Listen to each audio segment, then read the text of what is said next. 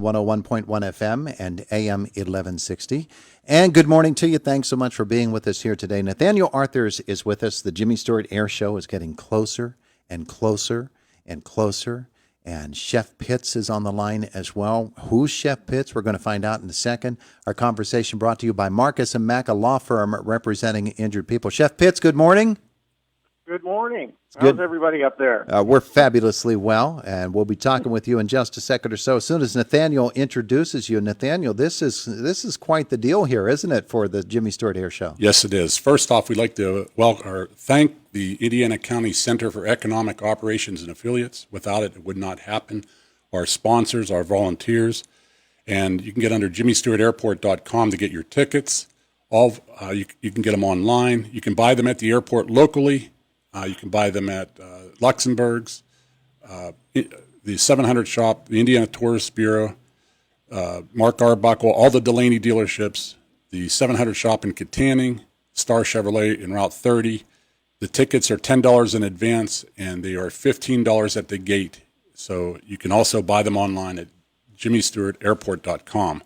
So we have Chef Pitts.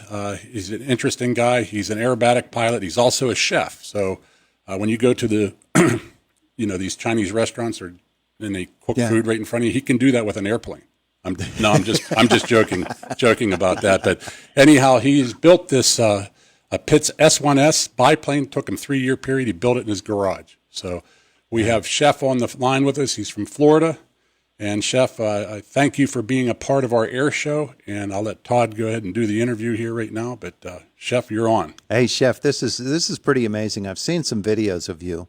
The first question has to be: how many people have told you you're nuts? I get that quite a bit, I guess. More so I think when it was in my garage, in my driveway. The neighbors. But still, it's not aerobatics is really, it's not for everyone, I guess, and then airshow airbags is another level above that. So, but it's, I think all pilots should have some airbag training, I think it's a great safety thing. So, yeah. That's a really good point when you get right down to it. But you've taken it beyond just some training. You have elevated it literally to quite an art form, and what you do. When you're in the air and you're in that airplane and you're saying to yourself, "All right, this is what I practice. This is what I've always done." That's one thing. But when you debut a stunt or a trick or however you're going to phrase it, when you do it for the very first time, how many butterflies are up there with you? There's a method to the madness. So everything that you see pilots do at air shows has been well rehearsed and well practiced. So you won't see anybody, it's kind of a common thing. The air bosses in the briefing, if you've never done it, don't do it here. Mm-hmm. You know what I mean? Yeah. So if you're working on something new, a new figure or something, you're just up high, in your practice area and whatever. So you work it out, kind of a common saying is, do it 100 times first at altitude before you even think about doing it down low. Mm-hmm. So everything is choreographed and worked out to, for excitement factor, but for safety factor too, Yeah, there's no ad-libbing up there in the air, is there? Not at all. Some pilots will mix up their show a little bit depending on the terrain or, the site itself or whatever, or conditions, weather conditions. Yeah. But they're still flying the same figures they practice all the time. They just kind of shuffle a little bit. Yeah. But most of us fly the same thing over and over. The airplane itself. Tell me about it, acquiring it, and then fitting it out and building it right there in your own garage. Yeah. It's a Pitts special. A guy named Curtis Pitts, he was a crop duster down here in Florida. He built the first one in 1945. The first one flew in 1945. And it's not really dissimilar from mine at all, except way less horsepower and a little smaller. And then, such a great airplane it followed on and then became the two-place. So I learned how to fly in a two-place in an S2A, how to fly aerobatics, that is, in an S2A, and an instructor was his airplane, and I paid for his time in the airplane, and then he bought that fuselage frame that I have now, and it was in his hangar for the longest time, and I just got sick of looking at it and finally bought it and finished the airplane. So I had a frame, and I had built a top wing for him, too. I stayed for a summer in his little apartment hangar in exchange and built a top wing, so I had the top wing that I did for him. So that's what I started with. Nathaniel, when Chef Pitts comes and brings this airplane here, he's not just going to be a part of the show. He's the show opener, isn't he? He's one of them. Yeah, absolutely. And what's really interesting, if you get onto some YouTube and just type in Chef Pitts ribbon cut, what he does is just gives me chills just thinking about it. He flies upside down, and there's a couple people holding the ribbon, and he snips the ribbon right there, right out of their hands. So anyway, it's just something that he's going to be doing here. It's going to be pretty impressive, part of it. Plus, he also got the best home-built airplane or biplane award with his plane, too. So this isn't something that, you should be afraid of.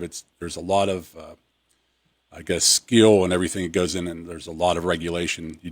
Not everybody can just build an airplane in their garage, so it takes a special person like Chef to do this as well.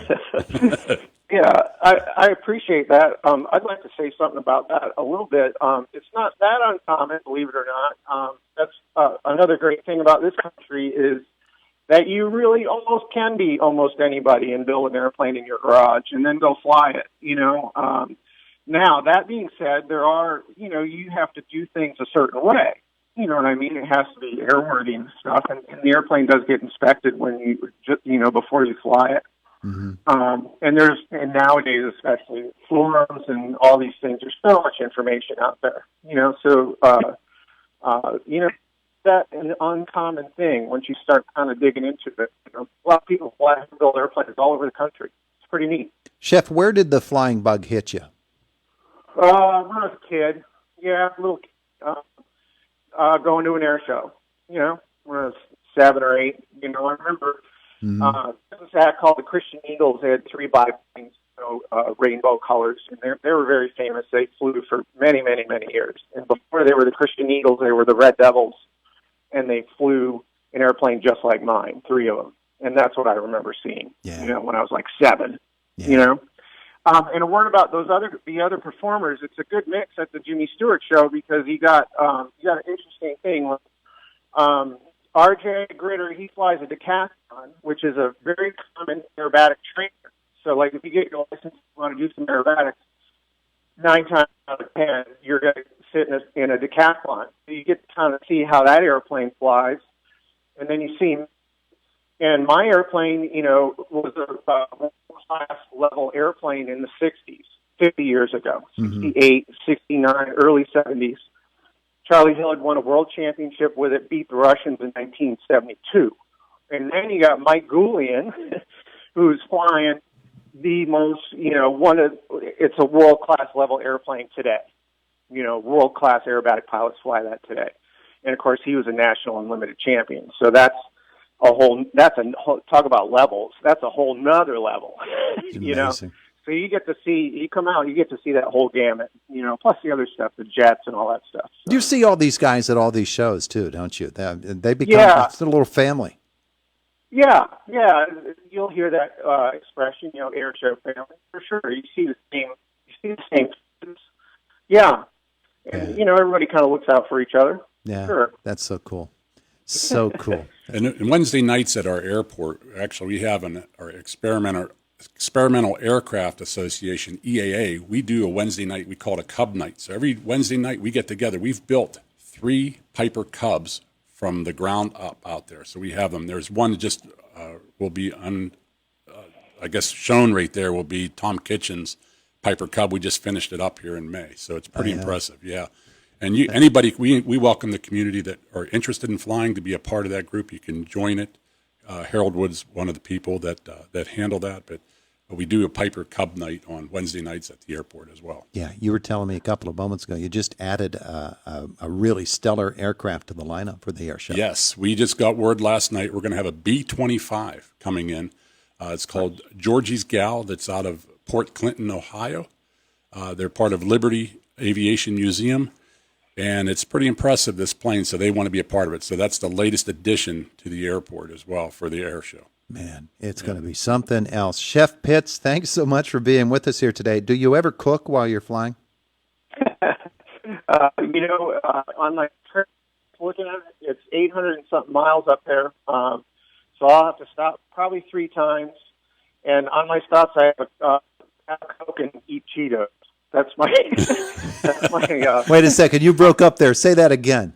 I said on my fuel stops on long trips like that, it's a Coke and a bag of Cheetos. There you go. So, yeah, that's my cross-country fuel. Yeah. America runs on that stuff. And he's not sponsored by Cheetos either. So yeah, Cheetos and soda pop. Yeah, that's what we run on. Beautiful. Hey, Chef, thanks for being with us. Look forward to having you here in Indiana in a couple of weeks. And Chef, when you come in, just zip right down Philadelphia Street and wave to Todd. He's right here on the corner of 9th and Philadelphia Street. He'd love to see you.